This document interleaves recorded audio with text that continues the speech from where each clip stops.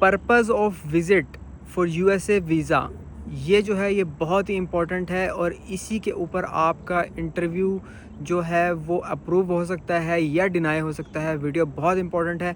मैं इस टाइम हूँ अमेरिका में, ह्यूस्टन के अंदर। मेरा नाम है अयाज़। भाई आप लोग जो है मेक श्योर करें 2 मिनट दे के सिर्फ मेरी बात को सुन लें।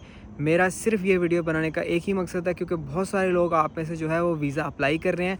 भाई मैसेज कर रहे हैं कि यार अभी मैं वीज़ा अप्लाई कर रहा हूँ या मैं वीज़ा अप्लाई करने लगा हूँ, लेकिन मेरा ट्रैवल प्लान जो है वो क्या होना चाहिए, और सबसे ज़्यादा ज़रूरी जो है वो पर्पज़ ऑफ विज़िट है। जो अमेरिका वीज़ा का इंटरव्यू होता है, सबसे इम्पोर्टेंट क्वेश्चन जो है ना वो पर्पज़ ऑफ विज़िट का होता है। तो इस वीडियो में आपको B1 का और B2 का जो है ना पर्पज़ ऑफ विज़िट का आंसर दूंगा कि आपने जो है वीज़ा ऑफ़िसर को क्या आंसर देना है, क्या सही तरीके से आंसर देना है और कैसे आपने उसको बताना है, जो वो सुनने के बाद आपसे राज़ी हो जाएगा और आपसे ना एग्री करेगा और उसको समझ में आएगी कि भाई मैं इसको फ़ौरन से वीज़ा दे दूँ। बहुत सारे लोग पर्पज़ ऑफ विज़िट में गलती करते हैं। मैंने सोचा इसके ऊपर एक वीडियो बनाएँ। तो चलिए स्टार्ट करते हैं वीडियो। भाई चैनल के ऊपर बहुत सारी वीडियोज़ अपलोड कर रहा हूँ, जो है मज़े की वीडियोज़ आप लोगों के लिए। ये लेफ़्ट साइड पर लगा रहा हूँ, आप लोग देखें जाके। आपके फ़ायदे के लिए हैं खाली, मुझे इससे कोई मतलब नहीं है। मैं चाहता हूँ कि आप लोगों को फ़ायदा हो, ठीक है। तो देखें, अगर आप लोग अमेरिका वीज़ा का आप लोग अप्लाई कर रहे हैं या इंटरव्यू का वेट कर रहे हैं, तो मैं B1 के ऊपर बात करूँगा। B1 जो है ना वो शॉर्ट टर्म बिज़नेस से रिलेटेड होता है, ठीक है। आपने क्या करना है, अगर आपका पर्पज़ B1 आपने रखा है या B2 रखा है, सबसे इम्पोर्टेंट चीज़ है लैक ऑफ क्लैरिटी या फिर लैक ऑफ एक्सप्लेनेशन। ये चीज़ जो है, अगर आपकी सैलरी 10,000 रियाल है या 20,000 रियाल है या जितनी मर्ज़ी ज़्यादा सैलरी है ना या जितनी कम है ना, वीज़ा रिजेक्ट हो जाता है। क्लैरिटी होनी चाहिए और एक्सप्लेनेशन होनी चाहिए, ये बहुत इम्पोर्टेंट है। देखें, 3 चीज़ें माइंड में रखें। पहली चीज़ जो है ना कि आपको जेन्युइन रीज़न देनी है। आप जा तो रहे हैं, आप ये नहीं कह सकते यार मैं बस जा रहा हूँ और आ जाऊँगा, ऐसे नहीं। आपको जेन्युइन रीज़न देनी है, पहली चीज़।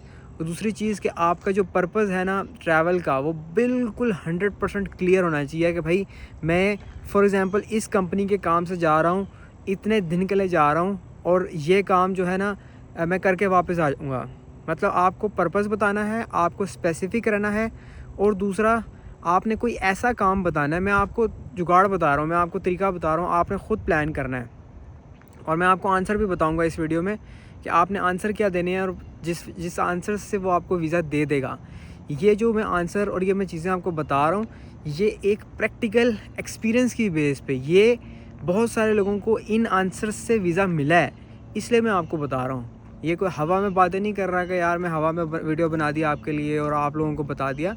सिर्फ प्रैक्टिकल आंसर्स। सबसे पहली चीज़, आपकी रीज़न वैलिड होनी चाहिए। दूसरी चीज़, आपका पर्पज़ जो है वो क्लियर होना चाहिए।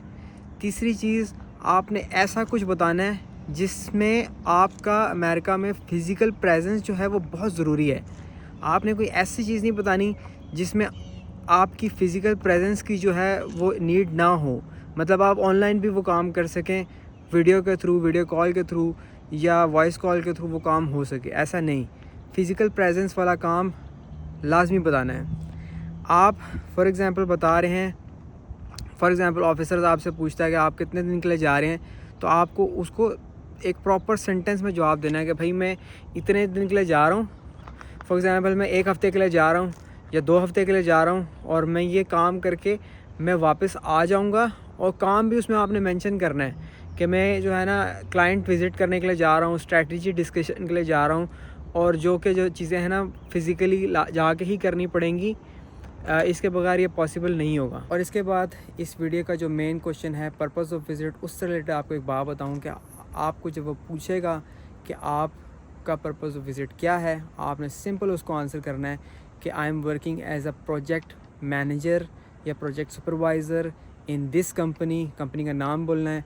और फिर आप उसको बता सकते हैं since 5 years, since 4 years, since 3 years my company is sending me to the US for some specific projects which should be held in person with the clients, which should be held in person for the meetings ये जो project है, ये जो चीज़ है, ये in person ही हो सकती है यूएस में क्लाइंट के साथ, ये ऑनलाइन अवेलेबल नहीं है।